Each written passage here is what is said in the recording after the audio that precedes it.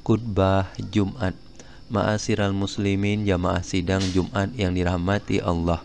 Marilah kita bersama-sama meningkatkan kualitas iman dan takwa kita kepada Allah dengan tidak berharap kecuali hanya kepada Allah, tidak berbuat kecuali mencari ridho Allah, tidak bisa kecuali yang diridhoi Allah. Pada kesempatan siang hari ini, khotib akan membawakan satu judul khutbah, yaitu Jadilah Kesatria Islam Akhir Zaman. Jamaah sholat Jumat yang dimuliakan Allah, siapa yang suka agama Islam bertambah harum di jagat raya ini, bertambah jaya dan menjadi idola di seluruh dunia. Berkaryalah untuk Islam, berkorbanlah untuk Islam, untuk bangsa yang besar, bermartabat dan disegani dunia.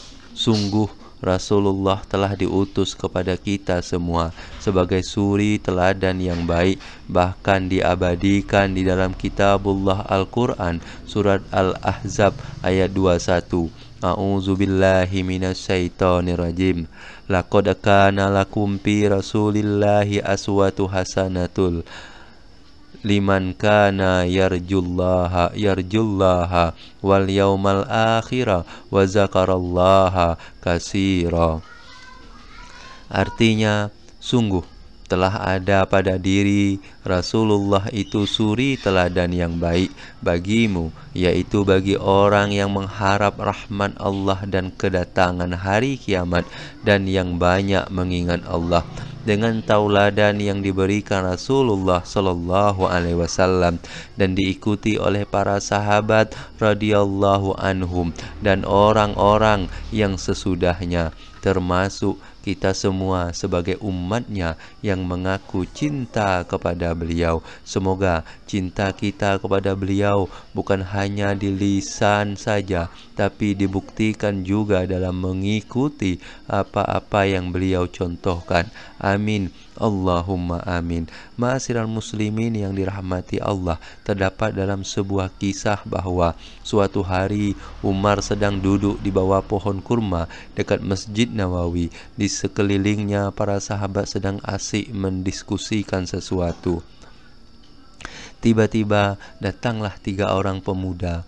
2 pemuda memegangi seorang pemuda lusuh yang diapit oleh mereka. Ketika sudah berhadapan dengan Umar, kedua pemuda yang ternyata kakak beradik itu berkata, "Tegakkanlah keadilan untuk kami, wahai Amirul Mukminin.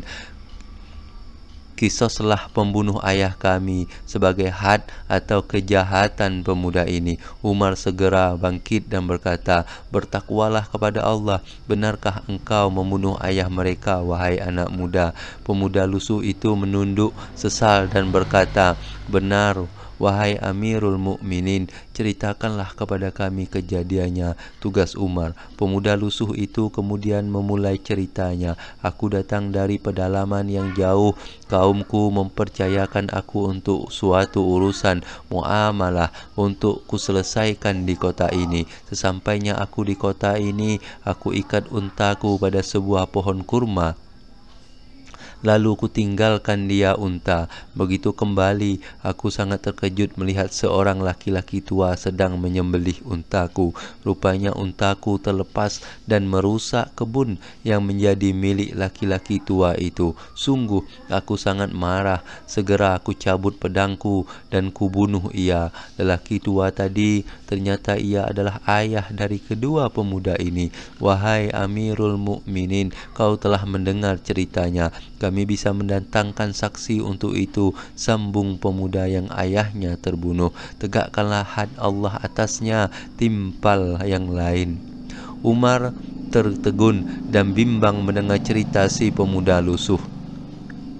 "Sesungguhnya yang kalian tuntut itu pemuda soleh lagi baik budinya. Dia membunuh ayah kalian karena khilaf kemarahan sesaat," ujarnya. "Izinkan aku meminta kalian berdua memaafkannya, dan akulah yang akan membayarkan diat tebusan atas kematian ayahmu," lanjut Umar. "Maaf Amirul Mukmin," sergah kedua pemuda kami dengan mata merah menyala. "Kami sangat menyayangi ayah kami, dan kami tidak akan ridho jika jiwa belum dibalas dengan jiwa."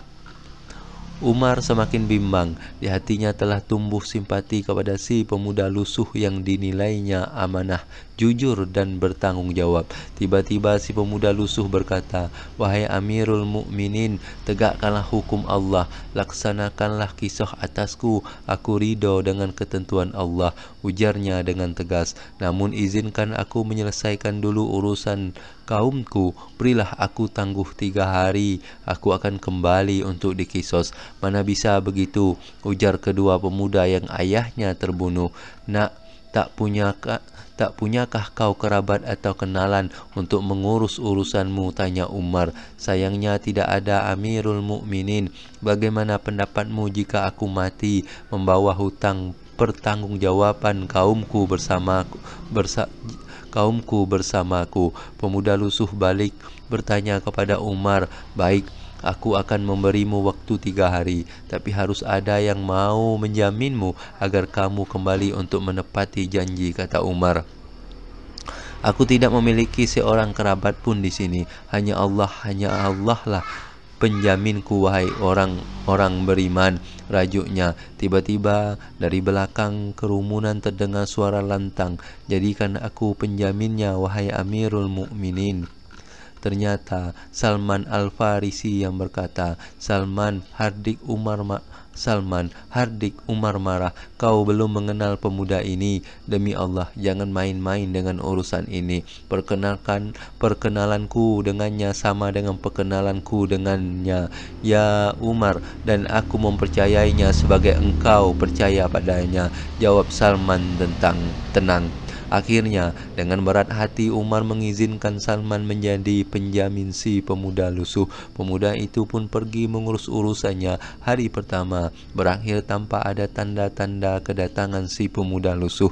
Begitupun hari kedua, orang-orang mulai bertanya-tanya apakah si pemuda akan kembali, karena mudah saja jika si pemuda itu menghilang ke negeri yang jauh. Hari ketiga pun tiba. Orang-orang mulai meragukan kedatangan si pemuda dan mereka mulai mengkhawatirkan nasib Salman, salah satu sahabat Rasulullah Shallallahu Alaihi Wasallam yang paling utama. Matahari hampir tenggelam, hari mulai berakhir. Orang-orang berkumpul untuk menunggu kedatangan si pemuda lusuh. Umar berjalan mondar-mandir menunjukkan kegelisahannya. Kedua pemuda yang menjadi penggugat kecewa karena keingkaran janji si pemuda lusuh. Akhirnya tiba waktunya pengkisosan. Salman dengan tenang dan penuh ketawakalan berjalan menuju tempat eksekusi. Hadirin mulai terisak karena menyaksikan orang hebat seperti Salman akan dikorbankan. Tiba-tiba di kejauhan ada sosok bayangan berlari, tersoak-soak, jatuh bangkit kembali, jatuh lalu bangkit kembali. "Itu dia," teriak Umar. "Dia datang menepati janjinya." Dengan tubuhnya bersimpah peluh dan napas tersengal-sengal, si pemuda itu ambruk di pangkuan Umar. Maafkan aku, wahai Amirul Mukminin," ujarnya dengan susah payah.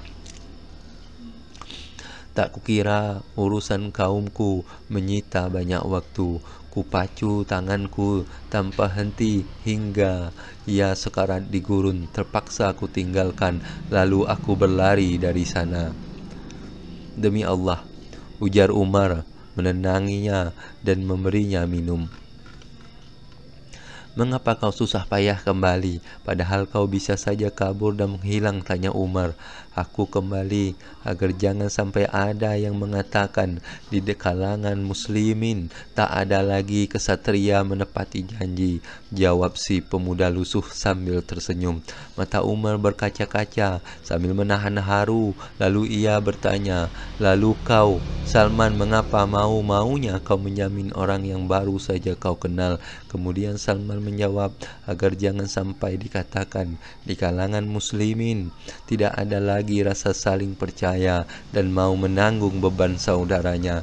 Hadirin mulai banyak yang menahan tangis haru dengan kejadian itu. Allahu Akbar. Tiba-tiba kedua pemuda penggugat berteriak, "Saksikanlah wahai kaum muslimin bahwa kami telah memaafkan saudara kami itu."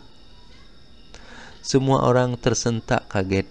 Kalian, ujar Umar, apa maksudnya ini? Mengapa kalian? Umar semakin haru. Kemudian dua pemuda menjawab dengan membahana, karena kami takut jangan sampai ada di kaum muslimin nanti yang mengatakan jika kalangan muslimin tak ada lagi orang yang saling sayang dan memaafkan, ujar kedua pemuda tersebut. Ma'asyiral muslimin, sidang Jumat yang berbahagia. Sebagai seorang pemuda, adakah keinginan kita untuk berada di barisan terdepan dalam membela Islam?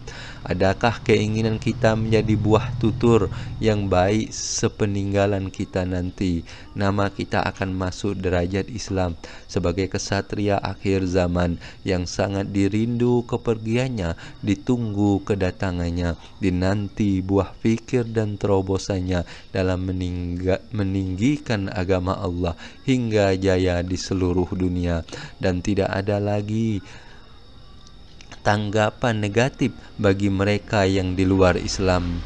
Jadilah pahlawan Islam akhir zaman dan jangan pernah mau jadi pecundang akhir zaman. Allah berfirman dalam Quran surah Ali Imran ayat 147, A'udzubillahi minasyaitonirrajim, wa ma kana qaulahum illa an qalu rabbana ighfir lana dzunubana wa israfana fi amrina wa wasabbit aqdamana wansurna 'alal qaumil kafirin. Artinya, dan tidak lain ucapan mereka hanyalah doa, ya Tuhan kami, ampunilah dosa-dosa kami dan tindakan-tindakan kami yang berlebihan dalam urusan kami, dan tetapkanlah pendirian kami, dan tolonglah kami terhadap orang-orang kafir.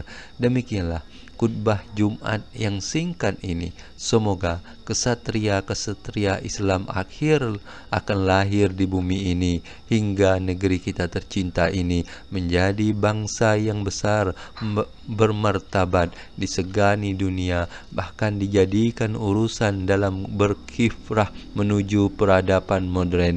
Amin, Allahumma amin. Sebagai penutup, saya pribadi mohon maaf apabila ada salah, baik yang disengaja ataupun tidak. Barakallahu li wa lakum fil Qur'anil azim wa nafa'ani wa iyyakum bima fihi min ayati wa zikril hakim wa taqabbalallahu minni wa minkum tilawatahu wa innahu huwas samiul alim. Khutbah kedua. Alhamdulillahillazi an'amana bi ni'matil imani wal islam wa nusalli wa nusallimu ala khairil anam sayyidina Muhammadin wa ala alihi wa sahbihi ajma'in. Ashhadu an la ilaha illallah wahdahu la syarikalah wa ashhadu anna Muhammadan abduhu wa rasuluh. Allahumma salli wa sallim ala sayyidina Muhammad wa ala alihi wa sahbihi ajma'in. Ya ayyuhallazina amanu taqullaha wa qulu qawlan sadida yuslih lakum a'malakum wa yaghfir lakum dzunubakum wa man yuti'illaha wa rasulahu faqad faza fawzan azima. Innallaha wa malaikatahu yusholluna 'alan nabi ya ayyuhallazina amanu sallu 'alaihi wa sallimu taslima. Allahumma ighfir lil mu'minina wal mu'minat wal muslimina wal muslimat al ahya'u minhum wal amwat. Allahumma rabbana zalamna anfusana wa in lam taghfir lana wa tarhamna lanakunanna minal khasirin. Rabbana hab lana min azwajina wa zurriyatina qurrata a'yunin waj'alna lil muttaqina imama. Rabbana ighfir lana dzunubana wa liwalidina warhamhuma kama rabbayana Rabbayana shighara. Rabbana atina fid dunya hasanah wa fil akhirati hasanatan wa qina azabannar wa qina azabannar wa qina azabannar. Subhana rabbikal izzati amma yasifun wa salamun alal mursalin walhamdulillahi rabbil alamin. Ibadallah, innallaha ya'muru bil adli wal ihsan wa ita'izil qurba wa yanha 'anil fahsai wal munkar wal baghi